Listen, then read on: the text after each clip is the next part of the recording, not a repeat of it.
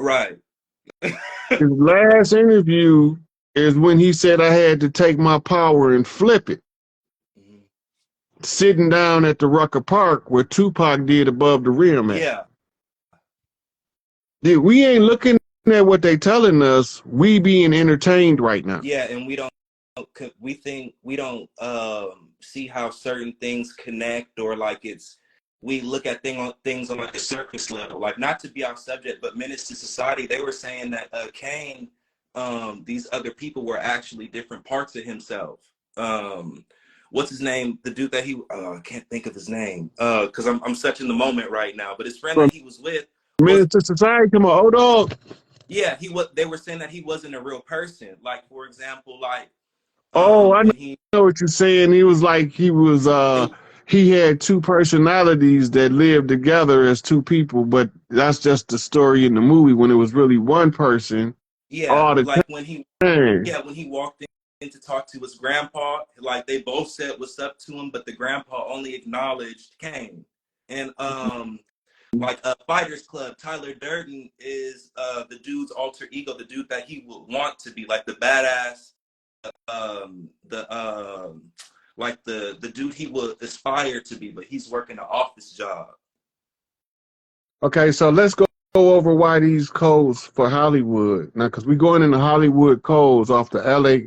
Not these Hollywood codes is telling you they acting in Hollywood is a principle that's based off overcoming the ego. Mm-hmm. Once you overcome the ego, you can become anybody you want to be, as long as you tell yourself, "I'm going to be this person." Right? They call it getting in character. Mm. Right? Now, you got method acting and you got theatrical acting. The thing about method acting is you get so into character, sometimes you get stuck in character and can't break free. Yeah, like Heath Ledger, and Yeah. yeah, you channel So your you energies and stuff. Yeah, that makes. right. Because you bringing the character to life and you charging it with your life force matrix to be an entirely different persona than yourself. That It's an egregore. go away because you invite the personality or the entity in, so you become like a an empty vessel for it to jump in. Okay, that makes sense. Right.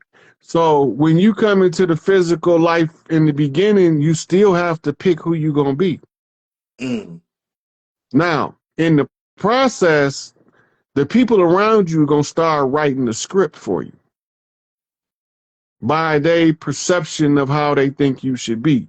This script, they're going to be feeding it back to you, and the parts of the script you accept builds what we call an ego, or artificial personality construct. Mm. Right? So by the time we get a certain age, they know if we're going to accept or reject the ego script, and if we're going to go out and use free will.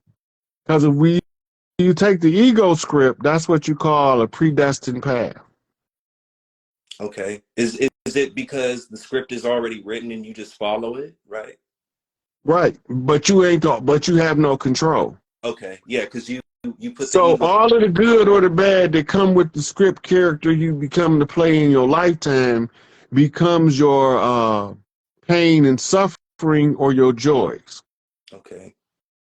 Right? Now, the end run or the alternative is to live your life deliberately, intentionally, right? Because fuck what they think about you. If you be selfish enough to achieve a goal that'll put you in the position to be as generous as you would like. Yeah, because that makes sense. Like, you have to take initiative instead, because if you let something control you, gave up your free will to let this entity come in, and now whatever happens is it's your fault because you allowed it to take over. That makes sense. Right. So when you stuck in ego, you stuck in the character that the people who you had believed in told you was, but that's not who you really are. Right. But since you believe them, they gonna turn into the agents in the matrix. Because every time you start to break character, They gonna they come gonna back. tell you what Yeah. they gonna tell you why that plan ain't gonna work. They gonna tell you why your music ain't good as the next guy music. Or I know they that. gonna tell you that your music is too eccentric and people wouldn't gravitate toward this type of music because they've never heard nothing like it before. That's what Empire said to me. The irony of that is everybody that's true music lovers are always looking for an alternative style of music to show a different aspect of creativity. And that's the type of music I make. Alternative music. Yeah. So when you look at it, when you start making your music, people who want to hear and get a different feel from a vibrational frequency, you'll say, "Hey, come check my man out. This is the vibe we looking for." And this is how whole new genres of music is created. But they always created primarily by one individual. Yeah, and that's what I was telling people. Like, I'm like, why are we trying to limit ourselves if we're literally the face of everything? Like, I've been told people like Beethoven, all these people, like we already know that they whitewashed a lot of characters and stuff. We already know. And so I've been told people that like a while ago that like Beethoven was black, like he was one of us. Like He wasn't one of us. He was a Tawny Moore, but he wasn't one of yeah, us. He was well, one his of mom, them. He was one of them. yeah. But I mean, I mean, like, well, pretty much what I was trying to say was like, we're the face of everything. Like we've made every genre. I'm like, why are we limiting ourselves to just one specific niche? Like it's all It's types of other. okay. So now let's get to that because this goes to. So now we hit your name. Remember I told you he's gonna end up coming back to your name. Yes. Okay, because you are Amaru. Mm-hmm. So let's go over your name, and then we gonna go into this part of the industry that shuns new music Yeah. styles. Wait. Real quick, I wanted to say, how mine is spelled is Emaru, and so my mom's name is Aaron, and my grandma's name is Ernestine. So, and I was looking at the different. Ernestine was my mama's sister. Oh, okay. Yeah, I was because I was thinking of not to sidetrack, but the significance of E, like Leol, and the significance of E. That was something that I paid attention to. But I don't want to throw you Okay. off. But So yeah. here's the deeper significance of E. E is an M on its side, the same as the C is the U on its side from Pyru to Crip on the flip, right? Mm-mm-mm. So when you flip the E back to the M, you double up the M and say good. Just like how I said. Mm-mm-mm. Look, so when you look at it, how do you spell it again? E-M? Emaru. It's like Amaru, but instead of it being starting with the A, it's with the E. Right, yeah, because remember, the E flipped the M, you got another M, A-R-U. Mm-hmm. A-R means fire. Remember, the U is the C on its side off the Crip flip. Right. But C means C-S-E-E when you looking with the eyes. Say that one more time for the people real quick. The letter C means S-E-E when you see with the eyes on the flip. Now watch the flip. The two M's, we already flipped 3 M's on the last callers. We was at Michigan, Minnesota, and Mississippi. Mm-hmm. Right? Now we got Maine and Missouri. We went from a 3M flip to a 5M flip. Out the Midwest to the far west. On a cultural flip, on a name knot, off of a hair flip, off 2 streaks, a red and a blue. Okay. Right? Because you got 2 streaks in your hair. You got a red streak and a blue streak. Mm-hmm. That's called a hair flip. Currently, your hair look like they in cornrows. Yeah, I have locks, but I got them braided. Yeah. Right. So now you look, the locks is in the cornrow. The corn is the festive ceremony of the first harvest. Okay. right? So in the middle of the summer, when they barbecue, we used to have corn festivals. This is a Southwest phenomenon that they practice, and now they just make different meals of salsa, different types of salsa with corn in it. Yeah, and that's crazy that you said that, because I'll eat salsa with the tortilla. I was looking at the color synchronization, because I remember I told you in my I messaged you and I told you that blue and yellow is like the most consistent colorway pattern. And so Mm-hmm. one of the first things how it came to me in this lifetime was because like I said before, I have family from the west side and the south side, but mainly from the south side and moved to the west. Mm-hmm. So my great grandpa, my grandpa Roscoe, had moved to Berkeley, and so that's why I added the Cal Bears and stuff, because he put us on to Cal Berkeley. All right. So Okay, now let's finish with your name. So the two M's represent two states. One red, one blue. One Democrat, one Republic. mhm. Right? And in these two states are each one wing of a single bird. Just so happen this single bird can only be the bald eagle because that's the bird of the nation, right? Mhm. Okay, now pay attention. Okay, so from the two states, Maine and Missouri, we got the black states in the middle, right? When do the states be black? You said when are the states black? Yeah, in the voting polls. Uh, uh um, Those are the votes they don't count, oh, okay. right? So the rest of the states' votes not counted, only the two states matter, red and one blue. Okay. Okay, now in Chicago, 44 red is Chief Malik Angel Bay. The bishop flipped from the Midwest to the far west, name was T. Rogers. T. Rogers becomes the bishop on the square. Red House aid and assist the righteous brother in the righteous endeavor to reorganize the Red House for the aid and assistance of Big Tookie. Okay. Okay. So T. Rogers come to inform the Red House that in the Midwest, we see the same enemy, but we don't see him the same way. Let me show you what we see while you adapt your culture to adjust to the war. Okay. Now, when they take Big Tookie out of the circulation,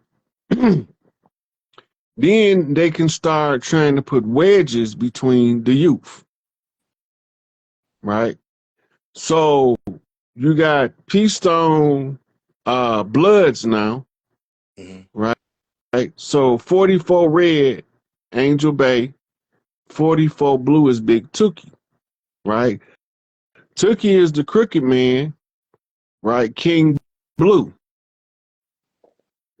P-Stone the Rook, right? That's Angel Bay, the lawman.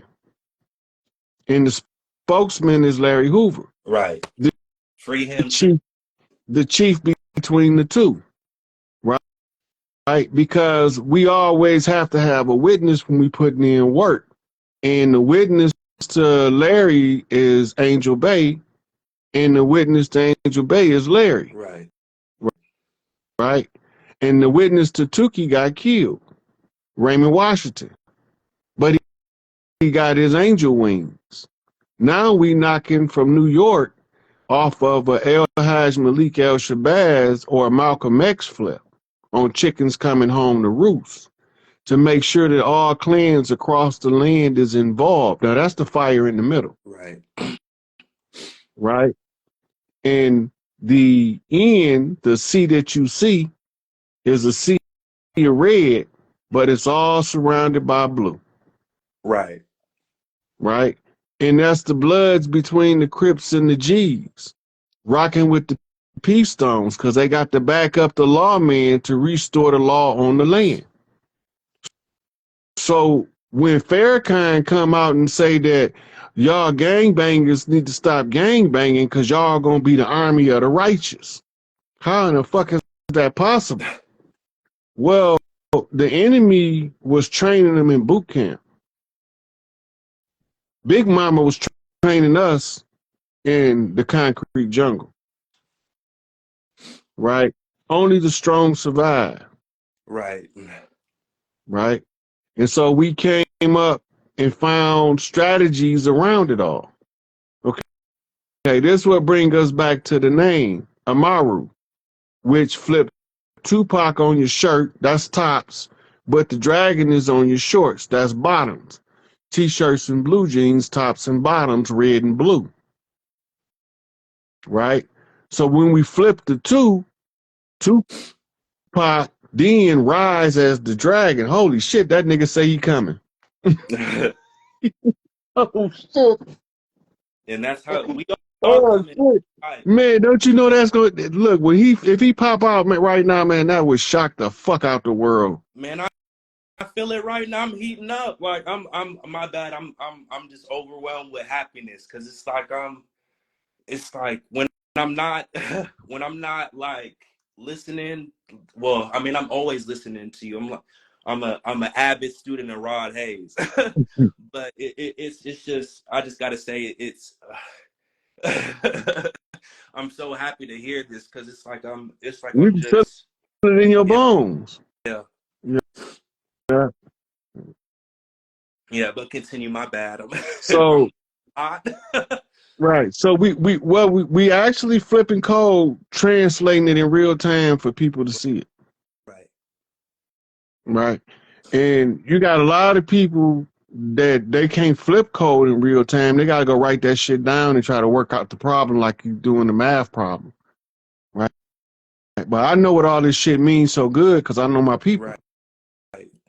Right. So when I start seeing this shit, that's what Chief's got to do. I am it's crazy because not to be off subject, but it's connecting with what you're saying. I'm like my grandma's the oldest, my uncle's the oldest, and it's like I'm like a just about like a mirror of my uncle. Like he's a barber, but like he's you know how barbers are. Barbers are like your natural or like a psychologist pretty much.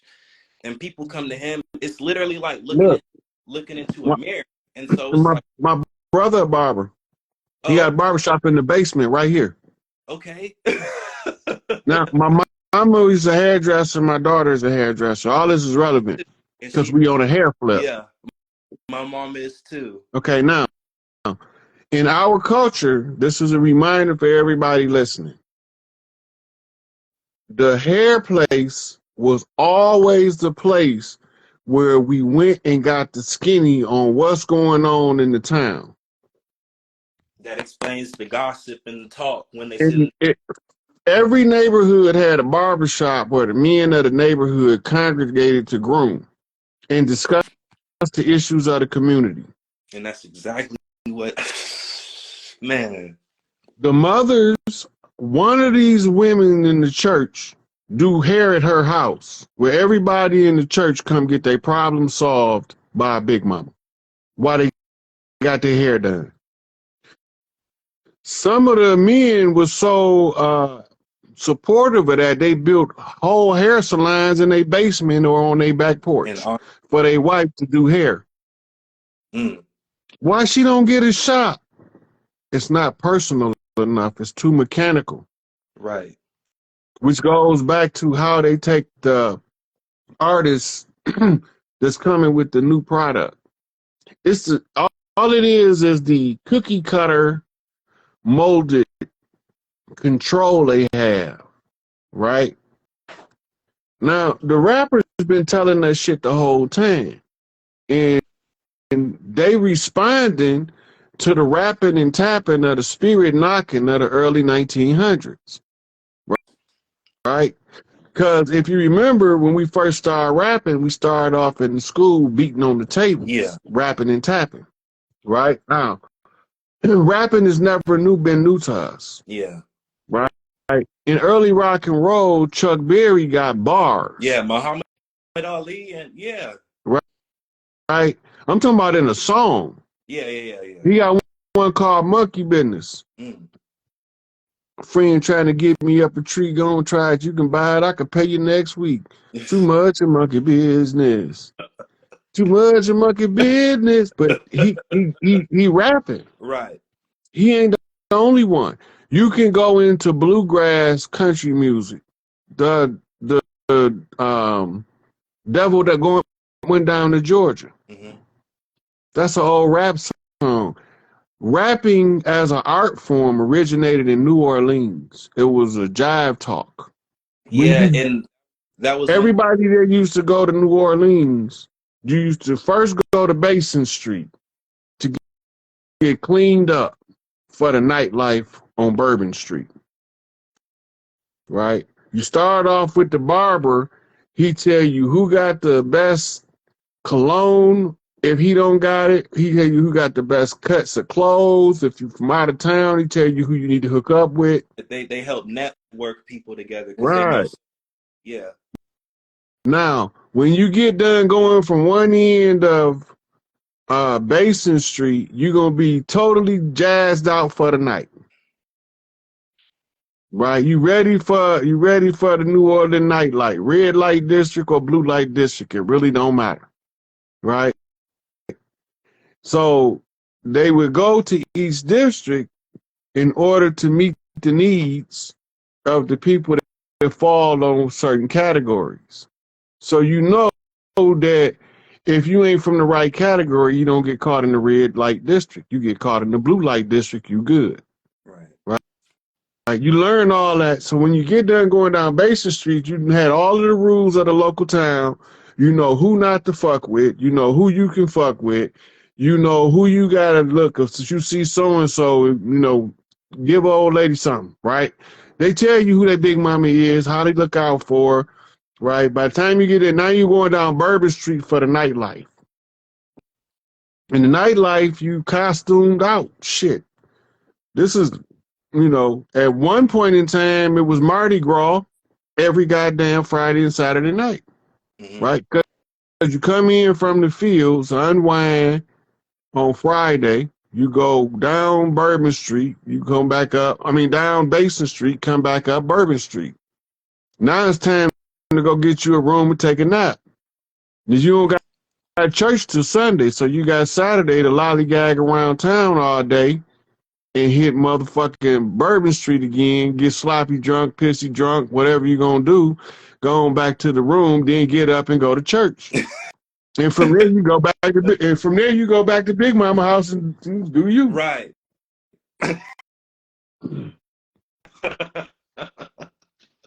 So they don't want the artists to come up with new art forms because they can't mechanize it, right? If they want every great guitar player to sound like Jimi Hendrix. Right? No, that's not how you be great. I think the great guitar player is the one who don't sound like nobody else but itself. Exactly.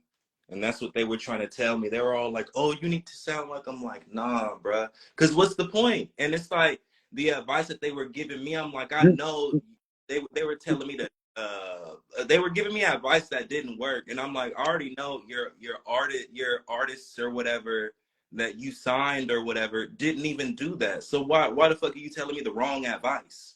Like yeah, but it's like everything is so commercialized. Like I'm glad I didn't get everything that them being the Matrix agent, keeping your ego character that they helped you create in check. Yeah. So you don't that's what they call it, breaking the mold. You heard that term? Yeah. That's what breaking the mold. Because the mold is the artificial construct. Breaking the mold is when you step into your own self and do your own thing. You're going to break the mold. You don't fit into their little box.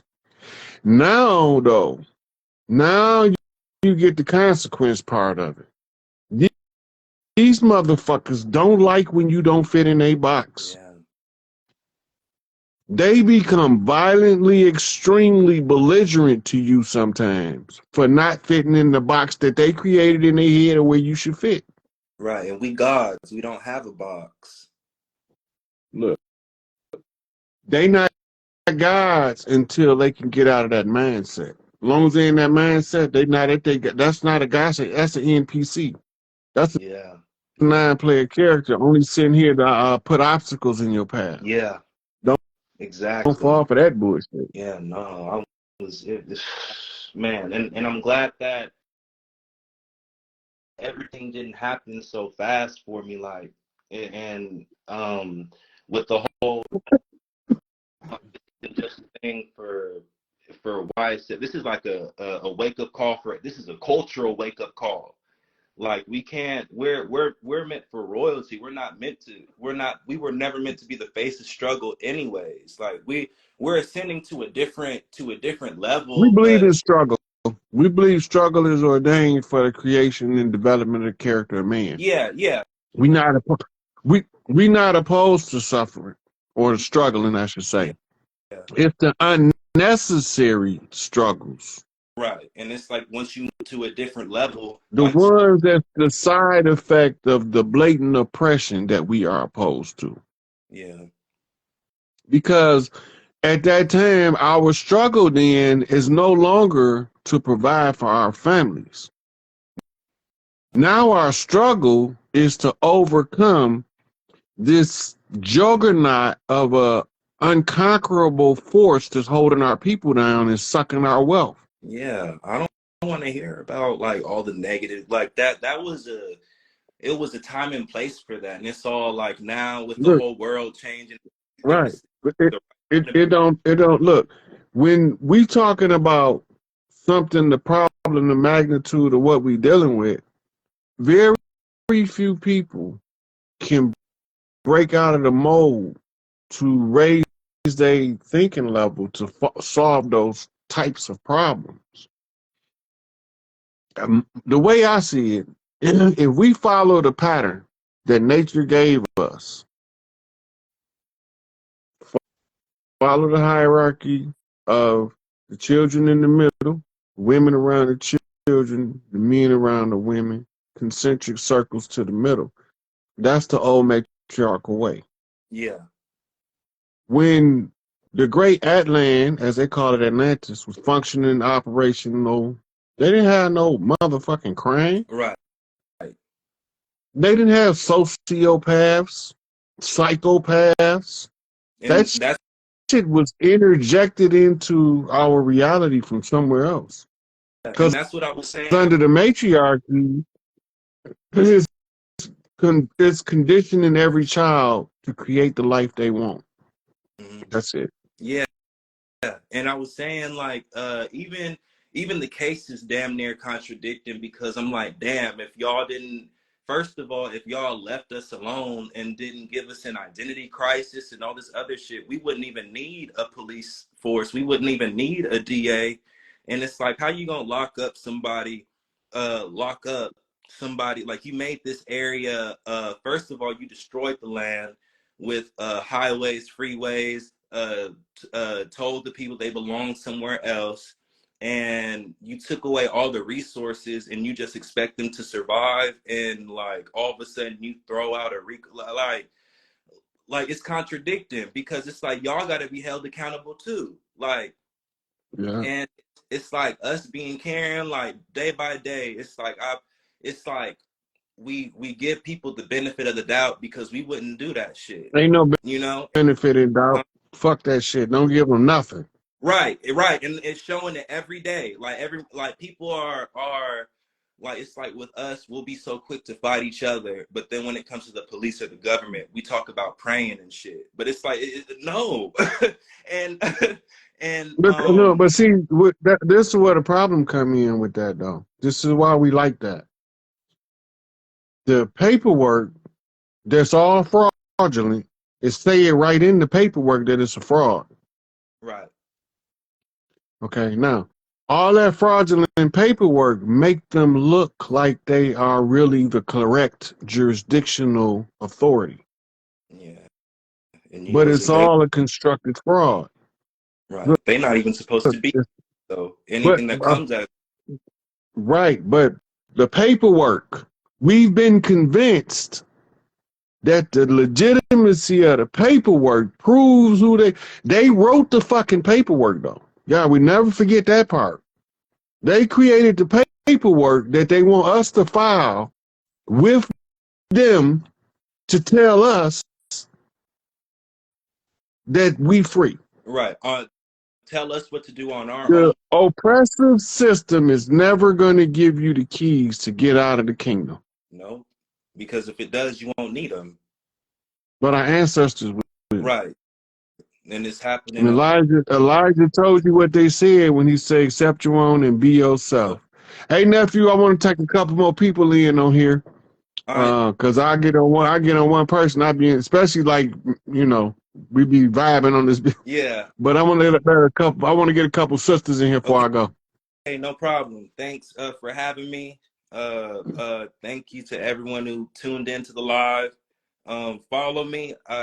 Sigil 7 is out now. Hopefully next live I could probably play it for you guys, but I think you'll like it. All right. I'll catch that with you, nephew. For sure. All right, Chief. All right.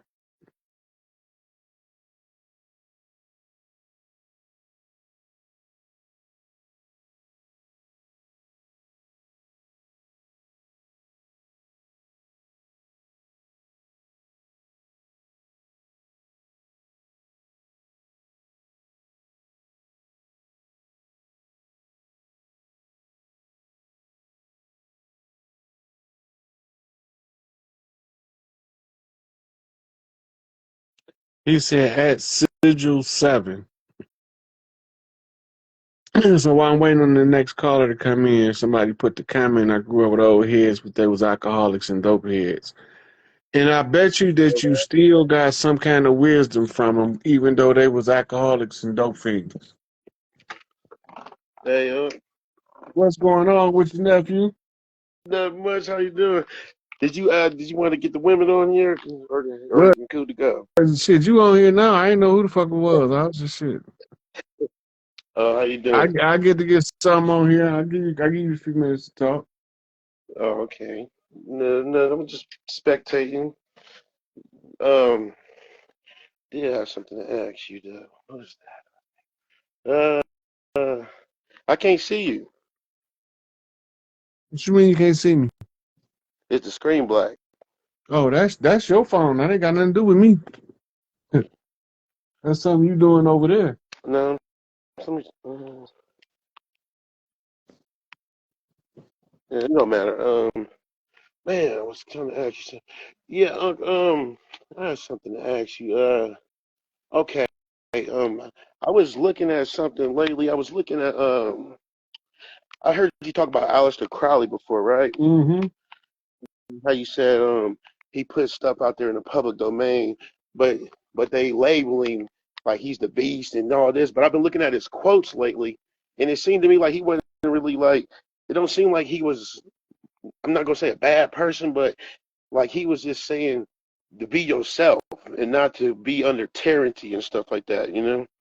Well, the first principle of the Lima is do as thou wilt should be the whole of the law. Will under love. Yeah.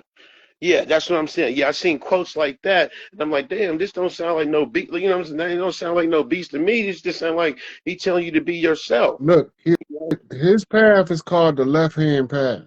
The left hand path, It's the path of severity. severity. There's two pillars, Joaquin and Boaz. One is mercy and one is severity. Okay. These are priestly training apparatuses based on the temperament of the individual. For the people that got hostile nature, that like to fuck shit up, and they want the biggest bang for the buck, take the left-hand path. But also the greatest suffering come with the left-hand path. As Aleister Crowley found out. Okay. Now, with the right hand path, you can get stuck being too righteous. And now your suffering is predicated upon people using you as a stepping stool. And you ain't getting nowhere with your life. Right? Mm. Right? Yeah. And then you have what's known as the middle pillar, as Israel Regardie wrote about. The middle pillar is what they call continuously using the straight path. Both straight. Right. And the straight path in Islam is called Sirata Mustaqim, the straight and narrow way. Right? Okay. It's the hardest path to follow. It's the straight path. Because the straight path, you can't get stuck. You're going to constantly grow, but you're going to reap your karmic debt as you reward as it comes. Good, bad, or indifferent. If you fuck up, you're going to get fucked up. If you bump straight, you're going to get straightened out. Right? So all of it is in schools to learn from a different angle of information. Right? And so they tell you how evil Crowley was or how evil Adolf Hitler was in hopes that you be so righteous that you won't go and investigate for yourself. Investigate. Okay. Right? If you taking Sirata Mustaqim, you studying all of it, but you won't believe none of that shit. That shit don't got nothing to do with you. You just need to look at it from their angle so you can see what they're looking at. Okay. But then that gives you what's known as a holographic effect, because now you done seen all of the angles from every angle, right? So now you can see the whole of the hologram by looking at the parts of the pieces, right? And this is what make you become what's known as an oracle reader, where you learn that by listening to the oracle and watching her perceive information, you know how spirit is telling her to deliver a message. You can help her to refine the message. This is why men have to learn how to read a woman, because sometimes she don't want to be bitchy. But because y'all speak in two different languages, she think that's the only thing you can hear. That's right. She listening with her heart, but you hearing with your brain. So when you talk back to her, you talking to her heart, but it's coming from your brain. The Japanese is talking to the Chinese and won't nobody translate nothing. Okay. You're not gonna never have no effective communication like that. Somebody gotta be wise enough to bring a goddamn translator in to teach one of us how to translate this shit. Because we not supposed to be on here.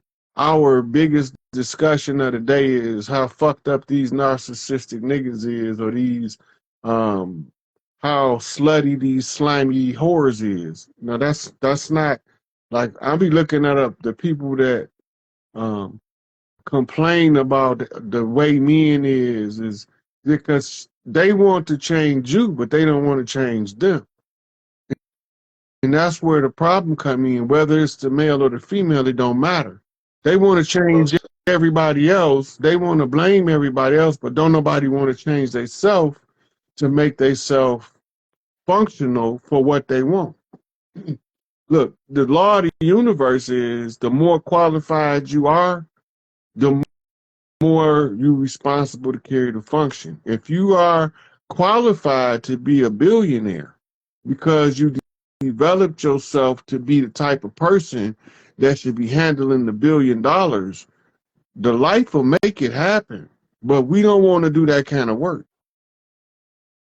We don't want to try to understand what a billionaire's life is like. It ain't got nothing to do with making money. It's about manifestation of a reality based on the perceptual understanding and the laws of physics. That's all. It's conceptual physics for me. A puzzle in the open. Yeah. Uncle, what would you say is like the ultimate connection of the brain with the heart, like the balance of it? That's when your kundalini rise. That's what causes it to. See, your brain beat the same as your heart. But we in what's called a left brain dominant social structure, designed to dampen the effects of the right brain. When you can get the right brain's creativity and the left brain's intellectual capacity equally stimulated, for the brain to now pump with both sides at the same time, they call it hemisync.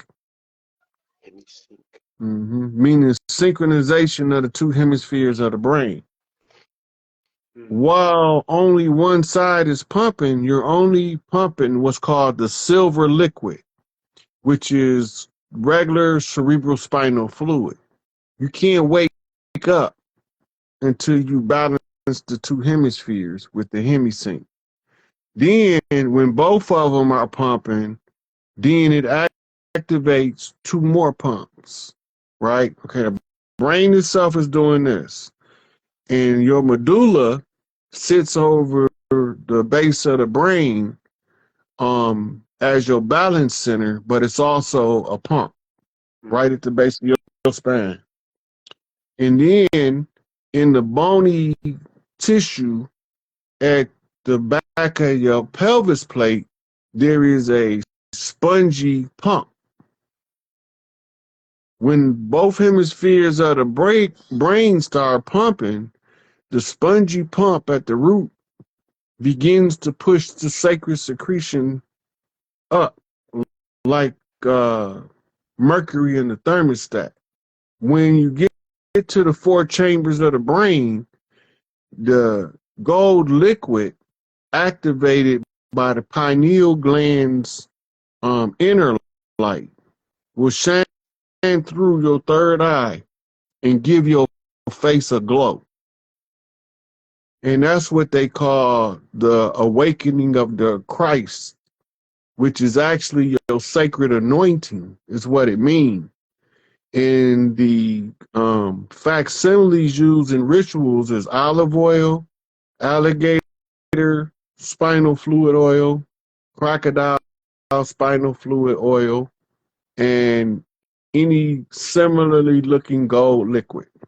Is used in the ceremonies of the big mamas to bless the babies in the old Sobek ritual from the temple priest to say this one is going to be this kind of priest or that kind of priest based on his temperament at birth.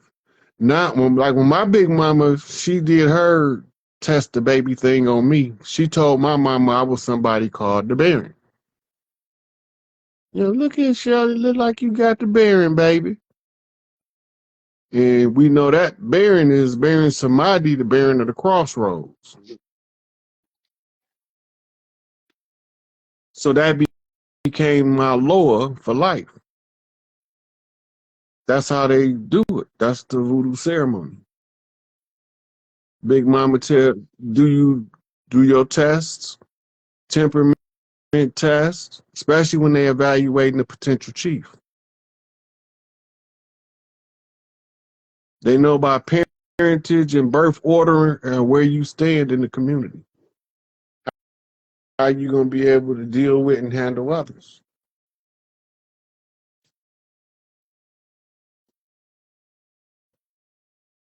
And that's why we didn't believe in only child. Because you use the pecking order of the family in order to give structure to the child. So when you go out into the world, he understand rank and structure, and he know how to work better with his comrades or his local community.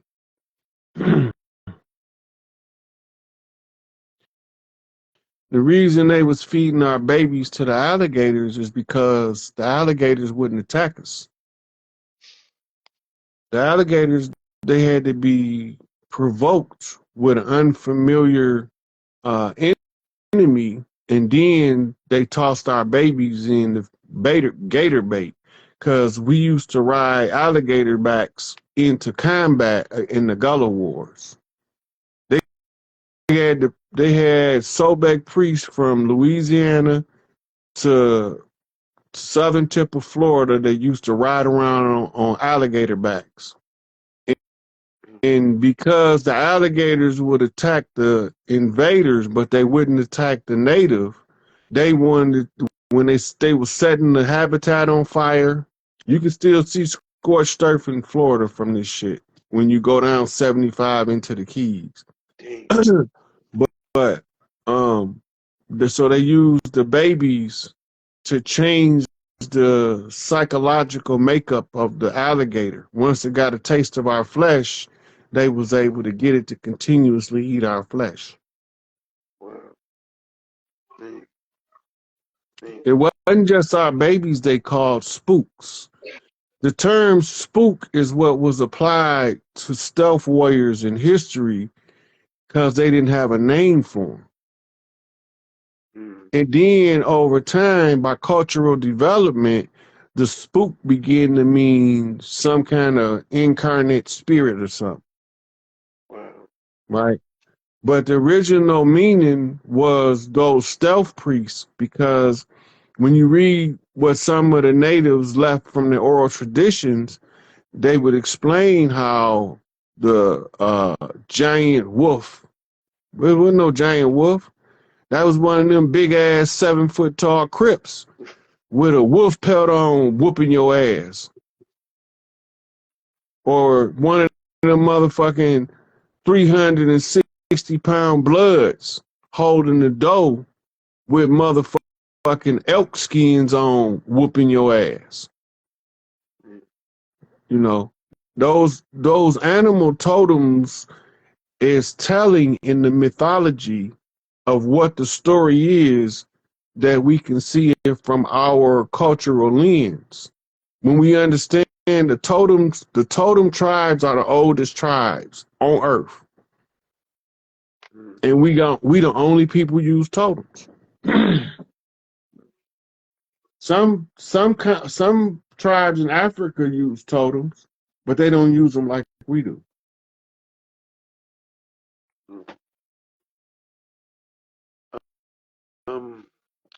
I was reading like by a silent war like that they had declared on our people, and I was like wondering, like, I heard you say something before about like, is it still, or at least is it still war on us, like silent war? I heard you say something before about, I was reading about pheromones, how like if you flood the air with pheromones, it'd make the people fearful.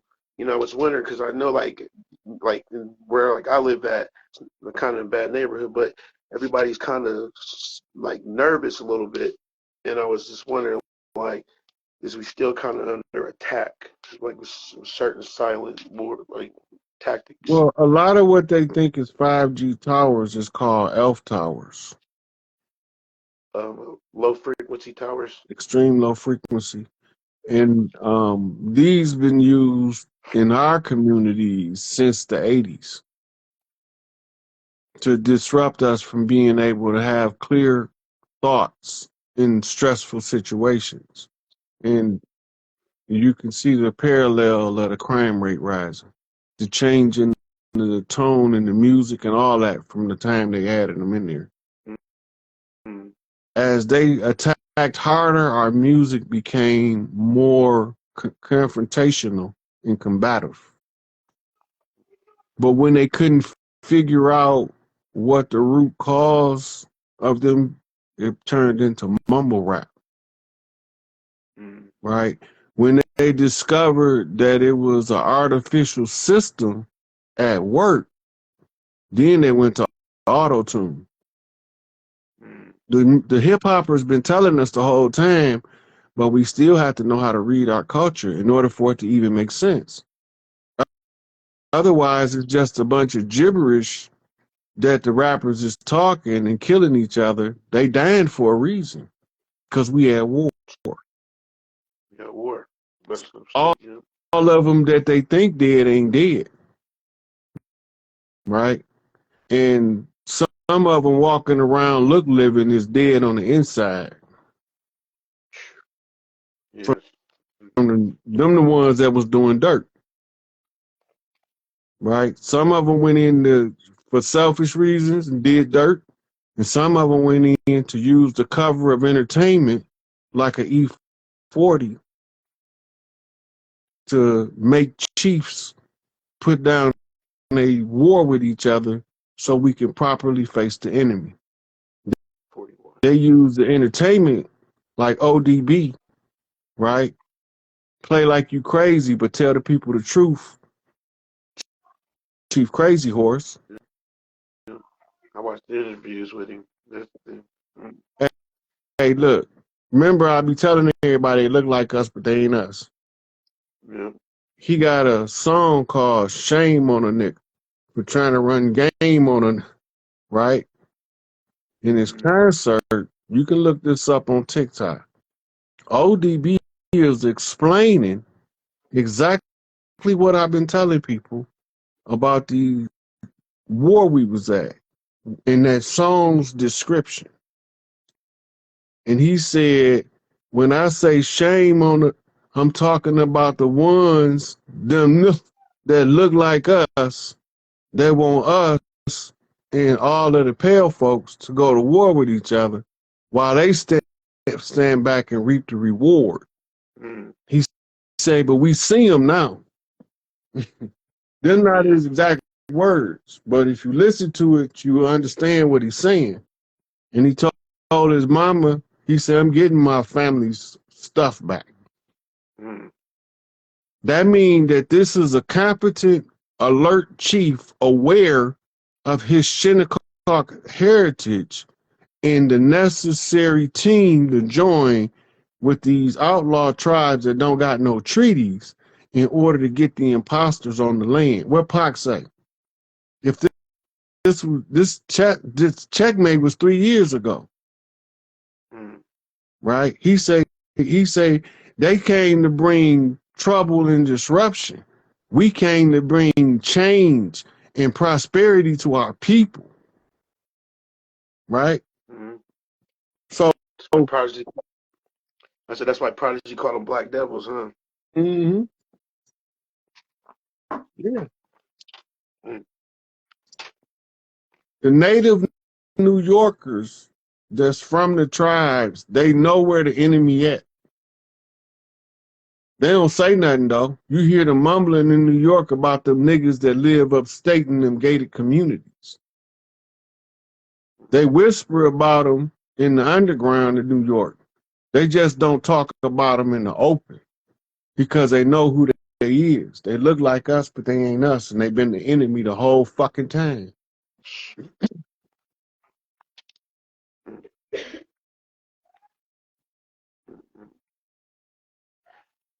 It's them design this, right? Yep, more Zionist Jews and little kids, stinking bastards.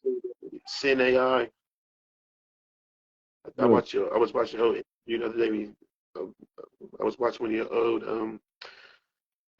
shows, and when you said they're from Zion is Sin AI, right?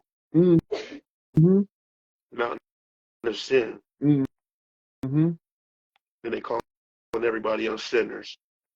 Yeah, but you see, that's because they got us under a system called Babylonian magic. The Babylonian magic is divided into 3 parts: blood magic, sex magic, and money magic. And they use it to subjugate large groups of people.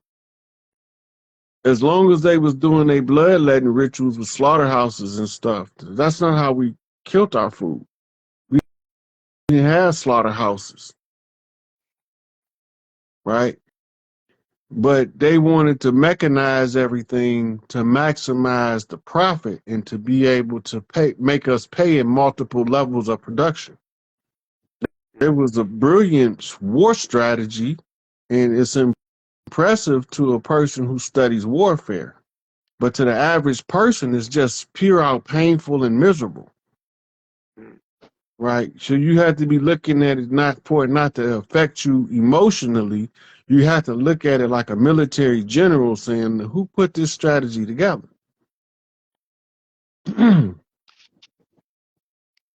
This shit wicked. It is, but it's logic, though. I mean, if like you said in war, it's logic, though. Yeah. It makes sense. So when all they was doing was organizing resources in order to make us move in the direction of the resources.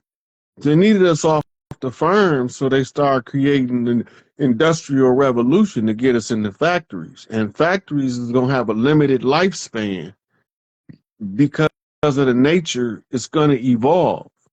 It's going to expand real big, then it's going to automatically start to downsize itself by nature because it has to be a more efficient mechanism in order to survive. And when you put a group of people together, they create that life energy that brings that workforce factory life alive. So now you harnessing their energy under the pretense of working labor. Their labor exertion is how you calculate their value. If you need 50 men to move something for 4 hours, you know how much exertion it's going to take, how many calories they going to burn. Therefore, you can measure it like gas in the car. And if you don't know what you're worth, the company not going to never give you what you're worth. But as soon as you discover your true worth to the company, now you got a negotiating tool that they can't dispense with. Right? Because you know how they calculate your labor now. Right? Calculate it like electricity, right? Yep. Basically, yep. Yep. It's calories burned per hour. Wow. And they know every job requires this much exertion based on the metrics of the tools used.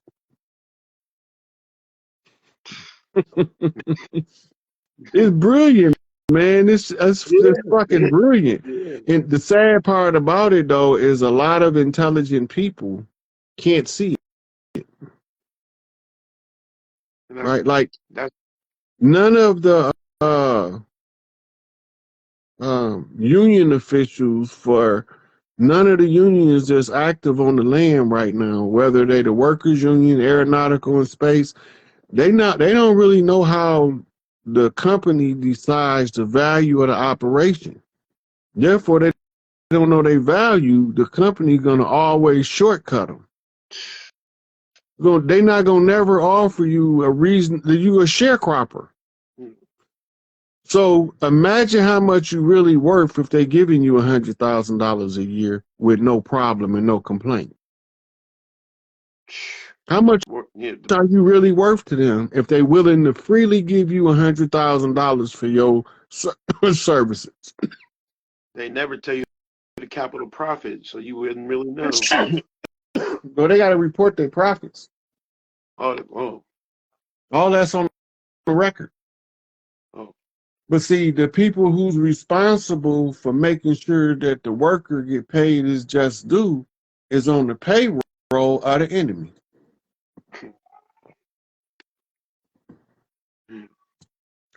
Taking bribes in kinds.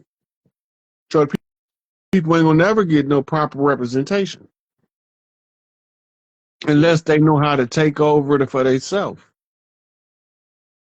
You should be able to negotiate, right? I mean, all contracts is negotiable, right? Yeah. Right. And if you come with a reasonable renegotiation, you can interrupt the contract for a renegotiation. Like, it's got to benefit the other party, though. Right? But it also, you can get a benefit, too. So now you're looking at negotiating on the basis of you win, I win. A synergy approach. That's the wisest way to interrupt an active contract. If it's only going to benefit you, the other person going to refuse to acknowledge the interruption. Continue with the contract until the contract concludes. Then we renegotiate at the end. Bring it to the table at that point. But if you come in giving the other party something they can benefit from, and then you taking the benefit that they don't think is abusive to the nature of the contract, then they'll go along with the interruption in order to negotiate this deal. You know, it's business 101. It's just basic strategy. Yeah, this is just the most people don't know. And that's what was killing us. What we didn't know how they was doing stuff. See, they was blocking the institution out using the brown paper bag test. If you couldn't pass the brown paper bag test, you can't get an education. You can't get a loan. You can't get a grant. You can't get government services. This is how you create the artificial construct of white supremacy. All the time, it's a cover story. You okay? Just to keep really your brain from being able to process, to be able to function on the level where you can move through the system. Right. So the one question I kept asking, if I was God, why would I let this happen? Right. And then you realize that in your whole life form, you don't got no emotions. And we wanted to experience the lower level from being on the bottom. That's why we chose to be last, because we can take it. We the old souls strong enough to endure to the end, while we allow the cleanup from somebody else's fuck up in genetics, experiment with people in laboratories and shit. And they was throwing people away like trash. And the Queen of Heaven and Earth wasn't buying That's crazy. it. So she said, I'm gonna go take a break. Y'all clean this shit up. When I get back, my house better be ready to be properly put in order. So she left her throne. That's crazy. That's man. How do you I know you gotta go. But how do you feel about, because some of the messages in the Bible, I forget what verse it was. It was saying something like how you just said that. It said God had gave, since the kids, something like about like the kids didn't want to listen, so the God had gave them reprobate minds or something like that. Reprobate. Rep. That's yeah. That's shit. I'm gonna be drawing a blank. I forget I think it's Roman. I'm not sure. So reproach is the root. Reproach is like basically be held accountable. If you go, it's another part in the Bible that talk about the self-accuser spirit, right? But it has to be developed, and in the process of developing, you would go through what's called a reprobate mind state. You know, you still got to develop. Nobody's born knowing how to navigate Earth, right? Even if they is, they're not mature enough to navigate all parts of the earth, and they have to be re-educated, because with the change of times, you have the change of certain things within the society. You have different societies rising and falling throughout the cycles of life.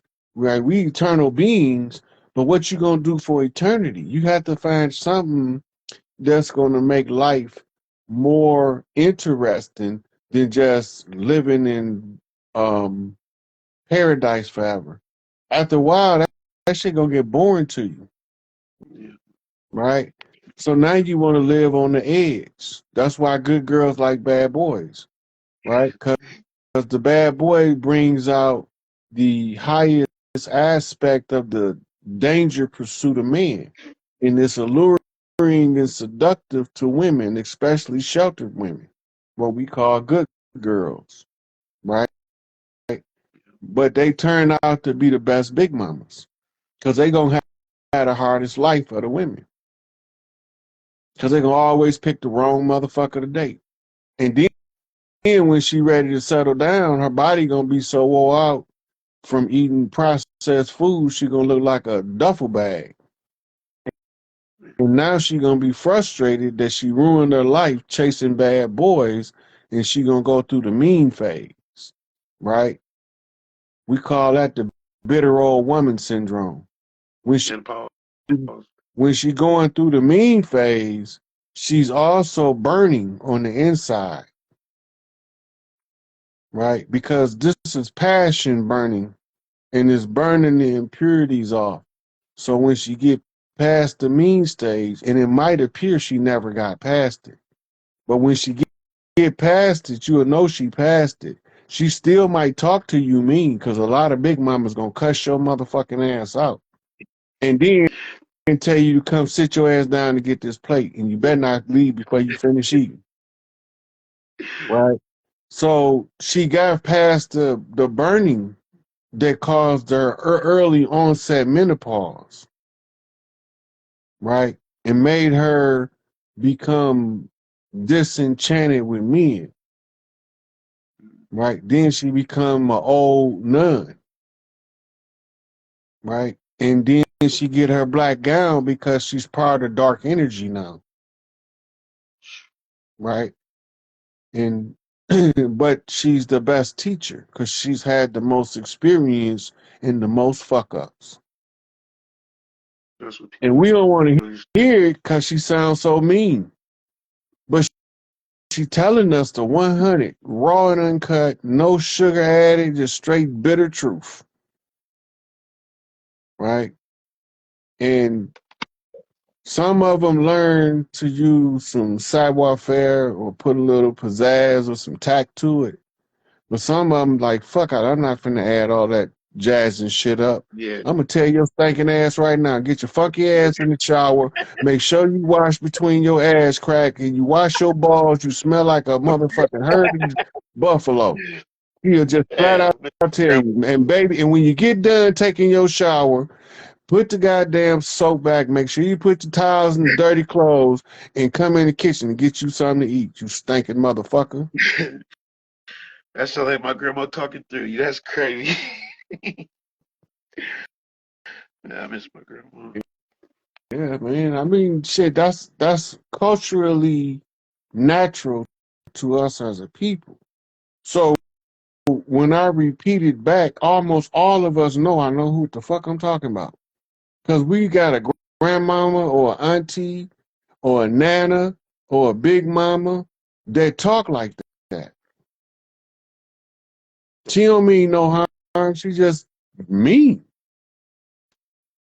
But she ain't evil. Mm. She mean for all the right reasons. Modern, yeah. You know, she don't have time to sit there. I'm getting old, baby. I can't sit here and sugarcoat shit for folks. Yeah. This shit tell you flat out. I used to try to sugarcoat stuff when I was younger, but people ain't appreciate it, so I just got to tell it how I see it. Yeah. Big mama. Yeah. All day long. That's how matriarchs govern the community with effectiveness, because once they learn, they become the best teachers. That's true. Once my grandma stopped drinking, that's when she was, like you said, she was hot when she was drinking, but when she stopped, she was just the balance and flat out raw. She couldn't have patience, but she told you the truth though. Yeah. And that right there is fertilizer to a growing and developing individual in pursuing their life purpose. It's fertilizer. Help you grow better. All right, man. I'm gonna try to take you in another caller now. Oh, okay, I All right. appreciate you. Okay.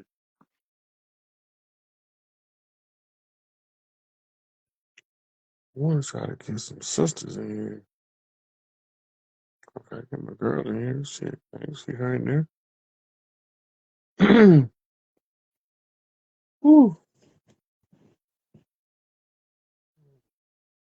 We'll see what happens. Waiting on the next one to pop in. Is she gonna pop in? Oh, there we go. Oh, we got action. Oh, there we go. Hey. How you doing? I'm good. How you doing? I'm good. I've been out here listening for a good minute. You answered a lot of the things I wanted to ask too, but I've been noticing the more I've been working, the more I've been getting quests and recruits trying to be recruited, like the sheriff, detectives, all these people still trying to recruit me, and I'm just like, But my sister keeps telling me, well, you got to get on the inside to really, make a change. So I'm just on this little thing, like I don't know. Well, I got a message earlier today that over in London, they already started replacing the police with the military, and they're using police refusal to arrest the police for murder that caused the police to go on strike and the need to call in the military. Right. Now, I had already been talking about over here, and it shocked me that it happened over there first. Yeah. Right.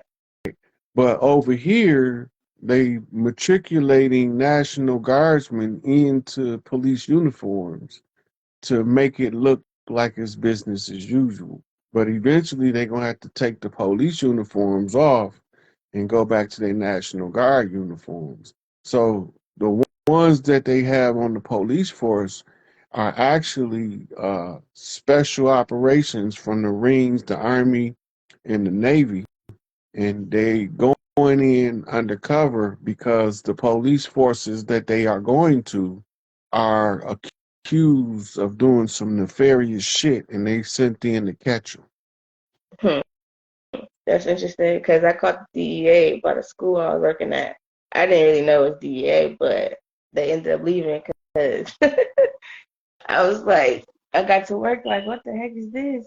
I'm like, the teachers like, who are these people with these guns? So they were scared because they didn't know who they was, and they was dressed from head to toe. I thought they was military, but well, the DEA is part of the drug enforcement operations with trade victims for drugs in major transactions. So if somebody down in Colombia need 25, 10-year-old boys to work in the fields, they coming up missing from here, and DEA coming to get them.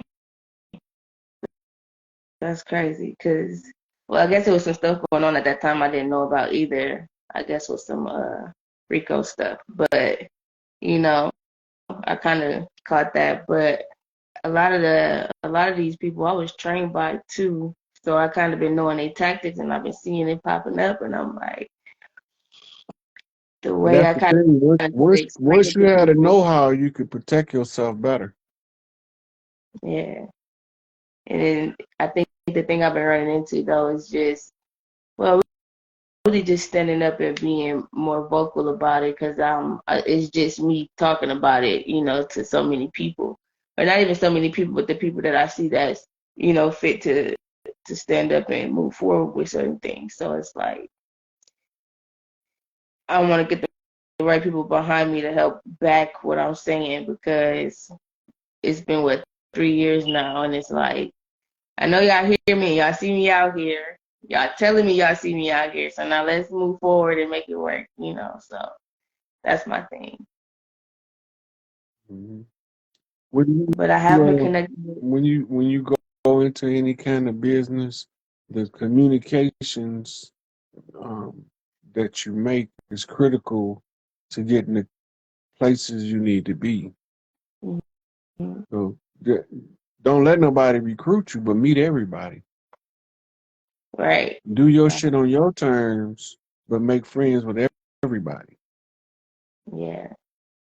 And that's what I've been kind of doing. I'm like, if I don't make it successfully in what I want to do, maybe I'll think about it then. But right now, I'm going to do what I'm doing, and we're going see how we work next to each other for now. Yeah. Well, nature rewards the labor of love with more labor to love.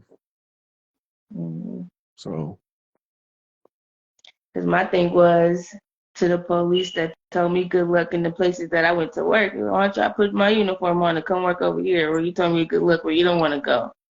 It's been over here bad for years, but I cleared it out in 16 hours. Like, but you want me to come work for you? Come show me how you gonna help really control this area where it's but more gangs and all nine this. out of 10, the difference is community respect. See, they get Mhm. them uniforms and badges and they turn into some form of God. And they got this term called contempt of cop, Mhm. where they don't believe they law enforcement. They believe they are the law and you should obey everything they say. Yeah. And anybody who don't agree with that is in contempt of cop. Right. It's crazy. This is But this is the actual psychological condition that police officers are known to suffer from. I've been noticing like like it been a couple times I've been pulled over in my uniform and they ask me where you work, who you work for. And I'm like, man, I work for myself. Then like it was two guys that pulled me over the first time. I had my whole uniform on, armed, everything. They ain't say nothing. But the first time I had my uniform in the car, just getting ready to get ready for work, it's a black lady pulled me over, and she where's your gun? You have a gun in the car? I need your information, all this. I'm like, y'all playing. Like, I be seeing it, but I be trying my best not to just go off and get the wrong response because I already know what the thing is, and I'm always armed, so I gotta make sure you know. But yeah, I've been Motherfucker ass, I know. man, it just be crazy because it's like you can tell they be Hey, nitpicking with certain things, like my family motto is the whole team is the shooter. Don't come around right, here with that bullshit because the whole team is the shooter. You will get right. you will be filled with so much goddamn lead by the time you hit the ground. A motherfucker gonna think that you was goddamn weighted to the bottom of the ocean. Hmm. As Whole soon as I team. said something about this city harassing the black people over here, they start messing with Yeah. me. I'm They like, don't, they don't man. want they don't want you drawing on to because they know you more legit on the land than they is. They are foreign agents.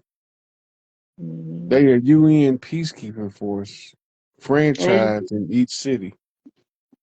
the crazy thing is now every time they pull me over, the last time they pulled me over was the sheriff. I'm like, man, what the heck is really good? But they always ask me, do you have any questions for us? That's been the thing that's really been really throwing me like, so I got questions for you. Why you keep harassing me? That's my question. Like, what's up? But they just be looking all nervous and shaky and stuff. I'll be like, man, look, you bothering me. I'm trying to get home. I ain't even thinking about you. Look, But yeah.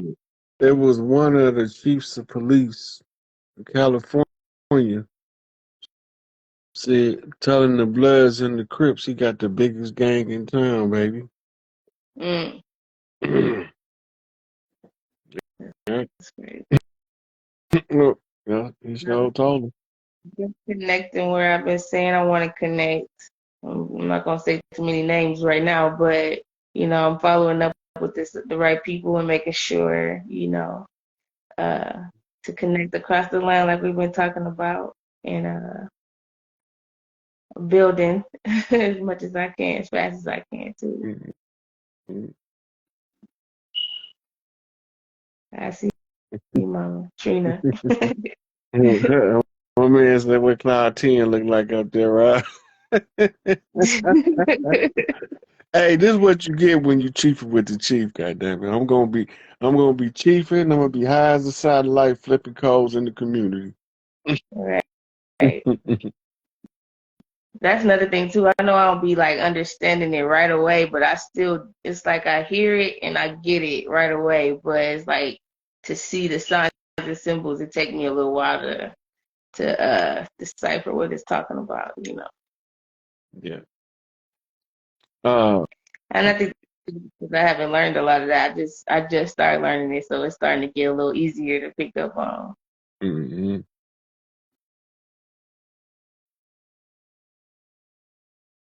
You're going fast. Yeah, my man was shouting out my boy Phase One. He think I'm mad at him. Like, I ain't mad at him. I would puff pass, but ain't nothing left but a cocktail now. I know, right? I'm a social smoker. I ain't stingy. I smoke with you. I don't Right. know. Somebody says good luck with Chief with the Chief. Right. Hello, Rod Hayes. What's going on? How you doing? Good. And they're sneaking up, still up. Mm-hmm. She just cut right on up. What's going on, Rod Hayes? You know, every time you hear somebody on my phone, is that Rod Hayes? No.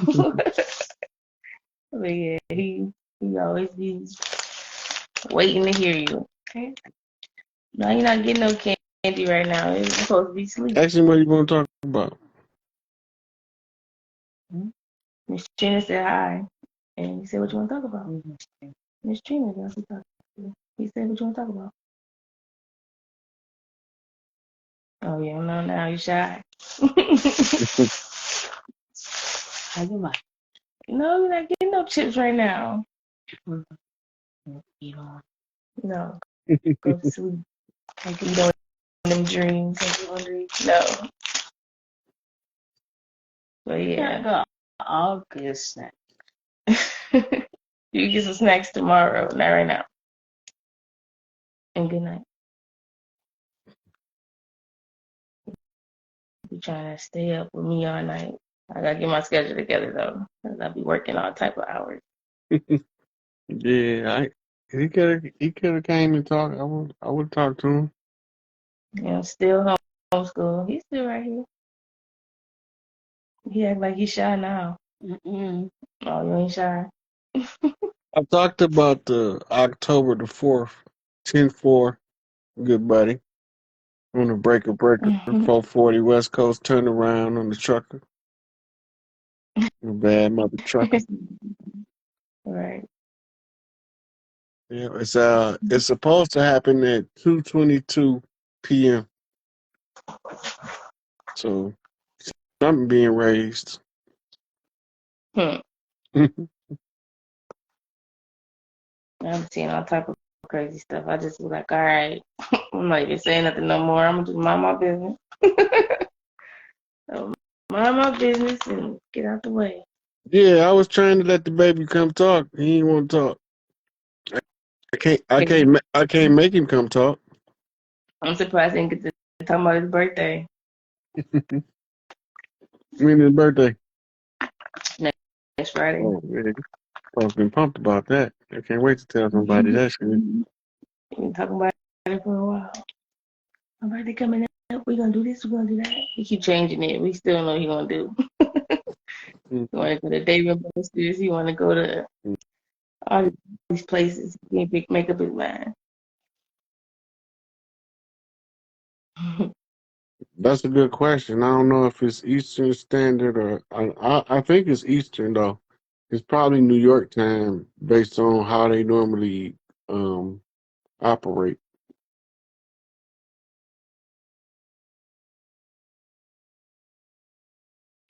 He said he got the code in his B-Day. What day that's gonna be? I believe it's Friday, 29th. The 29th. That's 9/29, 9/11. Ooh. He was born to 12. He was born. He's about to be 11. He was born. He about to be 11. Initiate. 11 on 9, Mhm. 11 initiate. And we just be clashing so much. It'd be like, because he think he supposed to protect me because he the boy. But I'm like, but you younger right now. You gotta let me protect you. You're not ready for that right Yeah, now. well, You gotta let me show you how to do what you can. yeah. So it's a telling us about mental discipline, physical discipline, and the application Mhm. of the two. Right. Yeah. I mean, that's why I keep saying that 9/11. Oh no, I don't know. I keep seeing 9/11 a lot. Mm-hmm. Yeah. And 8/11, I didn't realize my grandma passed on 8. I think it's 8/18. Mm. That junk. And I be seeing that number so much. I'm like, I didn't even realize. But I know that's whose legacy I need to be pushing forward with. 529, 511, 55. Somebody came to turn something around. So my sister's birthday was 9/11, 99 to the nines. That's to the finish. Mm, My daughter's birthday is 10/4. That's confirmation, right. right? And then 779 is the year of the child.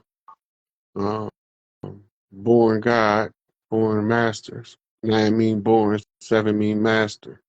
And year Mm, of the child. dope. Yeah.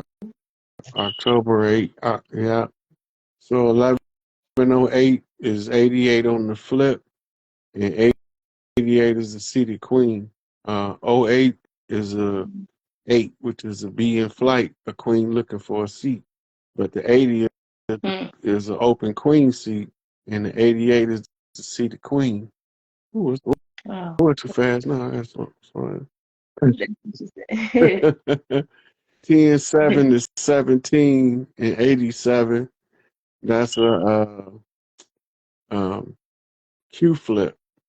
A Q flip. That's a blessing from the queen. That's your mama, right? That's It's dope. motherline initiation off birth. Um, 1-8-97. 1 and 8 is 9. Sacred seal 97 is 16. Is 7 on the master flip. 10, 14, 11. 10 toes, 2 masters initiated. So you My and your. mom, 1063. Mm-hmm. We're gonna go to her gravesite on her birthday, I believe. Let me see. I got 5102. That's 6. That's 8. That's a queen in flight or a prince if it's a male. Then you got 924, 1970. Born into balance on the 9-6 flip. On the 1970 flips a GO on a go. So somebody was born to go balance some stuff. 11, 16, right? So that's 77. So what I'm looking at is 1 and 6 is 7. Flips 11 is times 7 is 77 is 2 masters. Sacred Seal on 86 is 14, which is 2 sevens, is 2 masters. That's a 4-corner shuffle. That's a big mama boy. 023, 69. 23 Air Jordan. That's to take flight. From the square is the 4. 19 on the balance is 69. Sealed on the balance. 8, 13, 98. To be in flight, sent by the Queen Mother. 98 is 17 to find the queen. So your life mission is to find your wife, buddy. 8:30. Be in flight. 30 is true. 19 sacred seal in the year of the child. Right. So somebody was born to be a parent. To be a true parent. So I see his numbers going up. That's what's up. I can't get them all. There's too many of them, but I'm gonna get some more. 71577 G, a master came from a man. 5 and 1 is 6. 6 is a man. 7 is a master. So the master started as a man, sacred sealed on 77, raised by 2 masters. The 2 sevens is a continuation of the first 7. The double up shows left and right mirrors. So it's 2 masters raising somebody from a man to a master off birth. Those are good parents. 11,874. Woo, that's a good one right there. That's a seated. That's a 11,8 is the seated queen flipped 88. 7-4 on the GD knot. Master on the square. My birthday. My birthday 11/10/68, but somebody else is 11/10/83. Right? 11 initiated, 10 toes down, sacred seal. 8 and 3 is 11 to be an initiate. Somebody's going to be a master student. 5/17/67. 5 is the 5-star flip. That's an Eastern star, star of Venus. 17 is a Q flip. That's a queen. 6 and 7 is 13. That's initiated off a queen mother.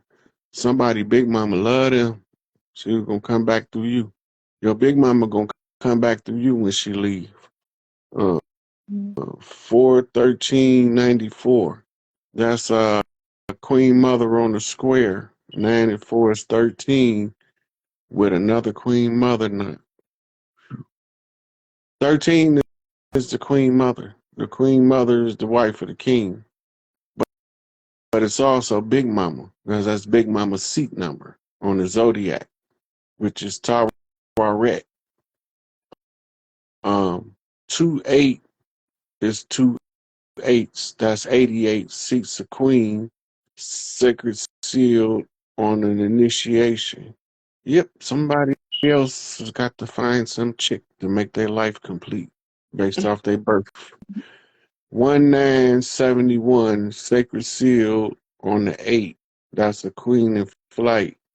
That's a single mother child. Even if the mother has a counterpart, that's mama's boy. 8/31/87. 31 is 13 on the flip. 8 is a bee in flight. Queen mother sent to 87, which is a 15, which is 3 5s on the flip. That's a turnaround. So it's a bee in flight. Queen mother flips a turnaround. 7/12/1989. That's master on the zodiac, sacred seal. 8 and 9, Prince Charming.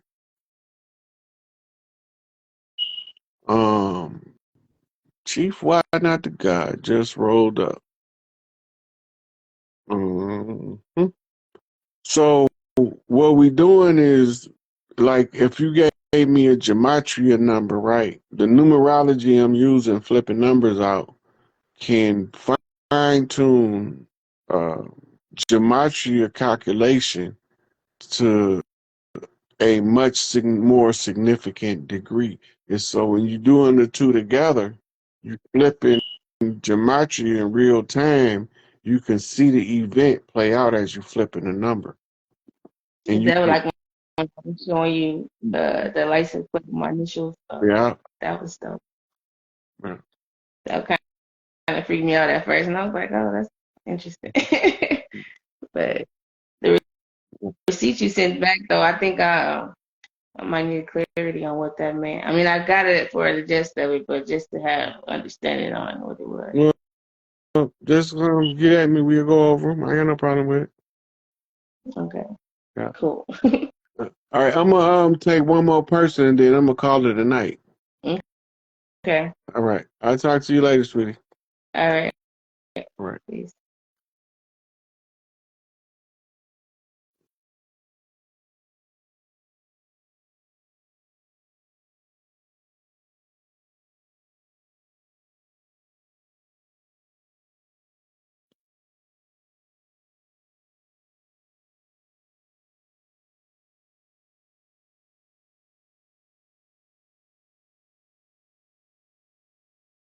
I mean, the year of the dog, the child was a dog. I don't know if that's what you mean. I'm not sure. 12/4/79. Zodiac squares 79.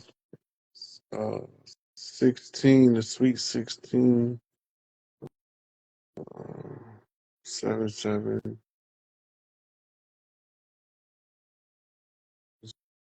Zodiac.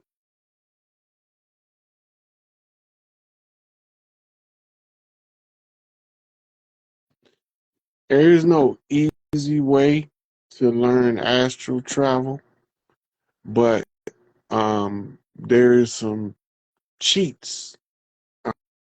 I went over before in some of my videos, but they like conditioning programs. The number one problem with astral travel is not properly preparing yourself to exit the physical form. Because when you find yourself in your astral forms, most of the time you're going to panic if you become fully conscious in your astral experience. And it's going to snap you right back awake in your body. That's where most people end up having a hard time because you have to educate yourself. You won't allow yourself to go into the unknown without some type of insight. Not necessarily.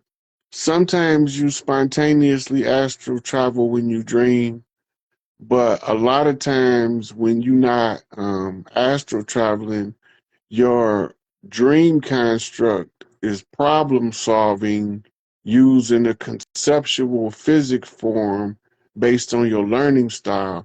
So if you learn visually, it'll show you like a scenery to solve the problem that you was working on when you went to bed. And that's all taking place in fourth dimensional mind matrix. When you get to the astrals, you now in fifth dimensional or higher.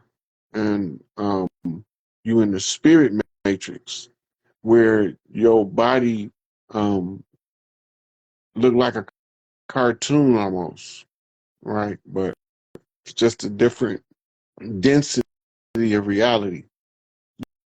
Yeah, a lot of people say when they start to travel, they feel like they're falling. So most people don't tell you this. You have sleep paralysis and you just laying there. And you're supposed to start examining the condition from the inside to understand it better so that you can control it. The only reason why you get stuck there is because you got work to do there. Yeah, that is why you sometimes jump up like you falling and jump out your sleep because you be separating from the physical form.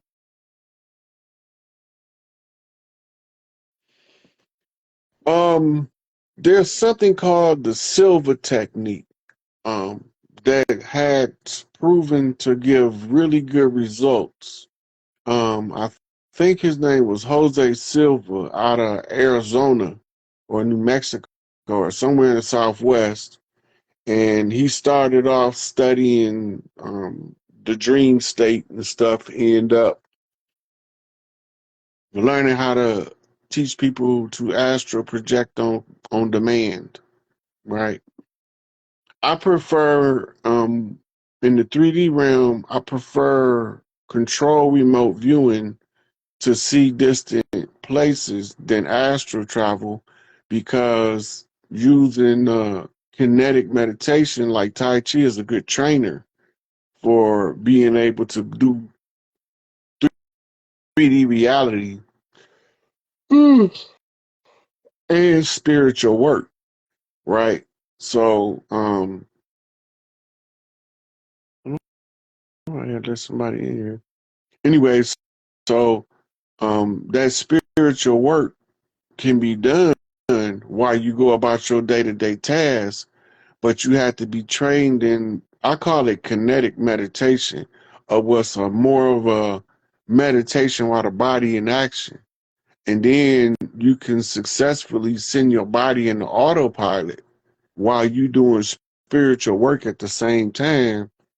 The energy that runs the body is like a co-pilot, and it'll finish your day-to-day menial tasks while you in your higher self is doing spiritual work. It's not. It's only an incubus or a succubus if it's sexually charged, and the sexual charge is normally generated spontaneously from the individual, which makes it actually a form of self-pleasure. It's like masturbation from the spiritual level. That's what incubus and succubus is. The person creates an egregore to satisfy their sexual desire.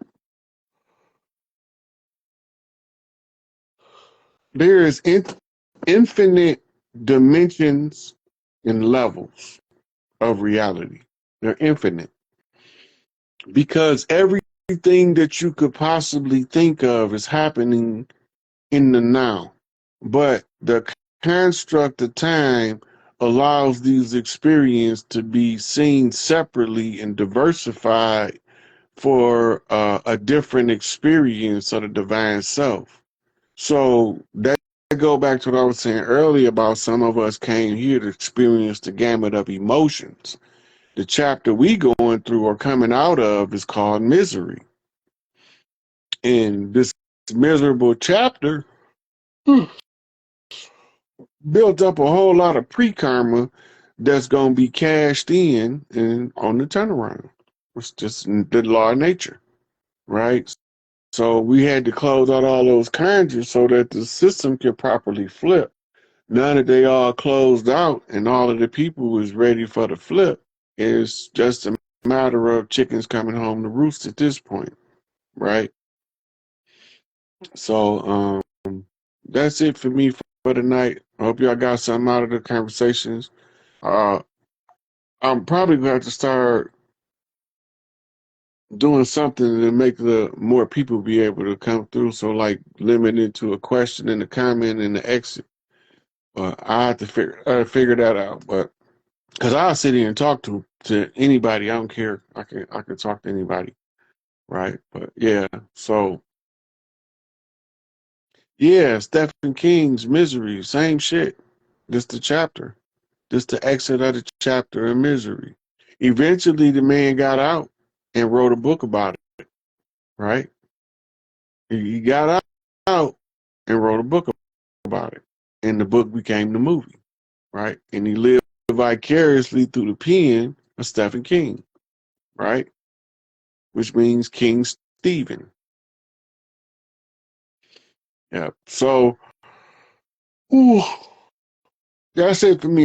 I'm finna go rustle up some vittles. I'll talk to y'all later. Appreciate y'all support. Each one teach one. We all gonna reach some. This shit almost over.